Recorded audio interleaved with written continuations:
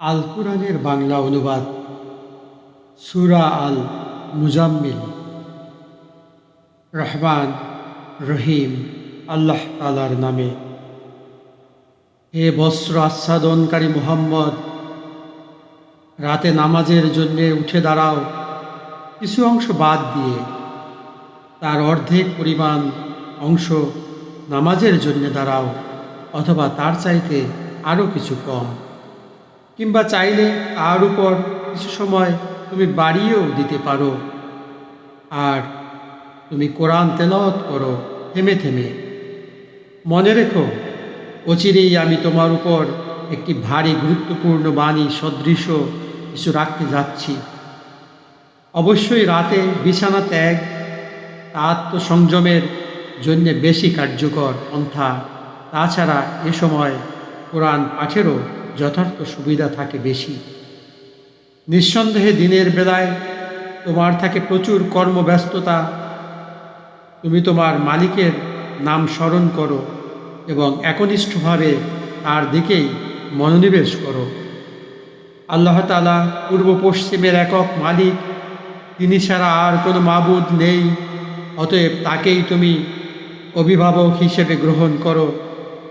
এ নির্বোধ লোকেরা তোমার সম্পর্কে যেসব কথাবার্তা বলে, তাতে কান না দিয়ে বরং তুমি ধৈর্য ধারণ করো এবং সৌজন্য সহকারে তাদের পরিহার করো।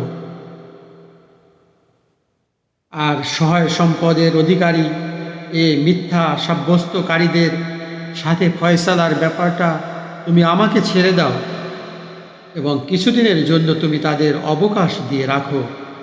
অবশ্যই আমার কাছে এ পাপীদের পাকড়াও করার জন্যে শেকল আছে আযাব দেওয়ার জন্যে জাহান্নাম। তাদের জন্য আরও রয়েছে গলায় আটকে যাবে এমন ধরনের খাবার ও যন্ত্রণা দেবে এমন ধরনের আযাব। এ ঘটনা সেদিন ঘটবে যেদিন পৃথিবী ও তার উপর অবস্থিত পাহাড়সমূহ সব প্রকম্পিত হতে থাকবে এবং পাহাড়সমূহের অবস্থা হবে বিক্ষিপ্তভাবে ছড়িয়ে থাকা কতিপয় বালুকা স্তূপের মতো। নিশ্চয়ই আমি তোমাদের কাছে তোমাদের কাজকর্মের সাক্ষ্যদাতা হিসাবে একজন রাসূল পাঠিয়েছি, যেমনি করে ফেরাউনের কাছে আমি একজন রাসূল পাঠিয়েছিলাম। অতঃপর ফেরাউন আমার পাঠানো রাসূলকে অমান্য করল। অমান্য করার শাস্তি হিসাবে আমি তাকে কঠোরভাবে পাকড়াও করলাম। আজ যদি তোমরাও সেদিনকে অস্বীকার করো, তাহলে আল্লাহর আযাব থেকে বলো কিভাবে তোমরা বাঁচতে পারবে। যেদিন অবস্থার ভয়াবহতা অল্প বয়স্ক কিশোর বালকদেরও বৃদ্ধ বানিয়ে দেবে, যেদিন তার সাথে আসমান ফেটে ফেটে পড়বে। এ হচ্ছে আল্লাহর প্রতিশ্রুতি, আর তা সংঘটিত হবেই। এ বাণী হচ্ছে একটি উপদেশ মাত্র। কোনো ব্যক্তি চাইলে এর মাধ্যমে সহজেই নিজের মালিকের দিকে যাওয়ার একটা রাস্তা গ্রহণ করে নিতে পারে। হে নবী, তোমার মালিক একথা জানেন। তুমি এবং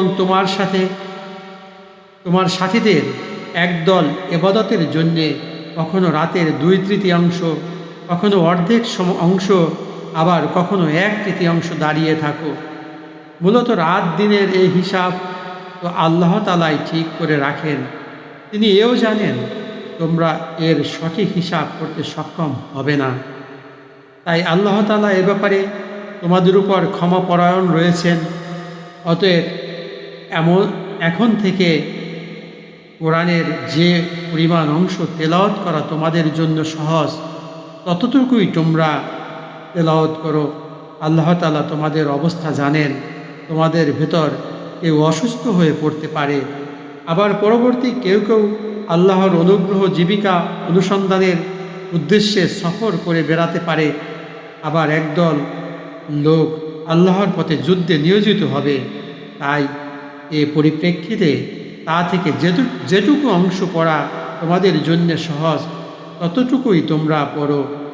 তোমরা নামাজ প্রতিষ্ঠা করো, মাল সম্পদের যাকাত আদায় করো, এবং দান করার মাধ্যমে আল্লাহকে উত্তম ঋণ দিতে থাকো। মনে রাখবে, যা কিছু আল্লাহ ও উত্তম কাজ তোমরা আগেভাগেই নিজেদের জন্য আল্লাহর কাছে পাঠিয়ে রাখবে, তাই তোমরা আল্লাহর কাছে সংরক্ষিত দেখতে পাবে। পুরস্কার ও এর বর্ধিত পরিমাণ হিসেবে তা হবে অতি উত্তম। তারপর নিজেদের গুনাহ খাতার জন্যে আল্লাহর কাছে ক্ষমা প্রার্থনা করো। নিঃসন্দেহে আল্লাহ তাআলা অতীব দয়ালু ও অধিক ক্ষমাশীল।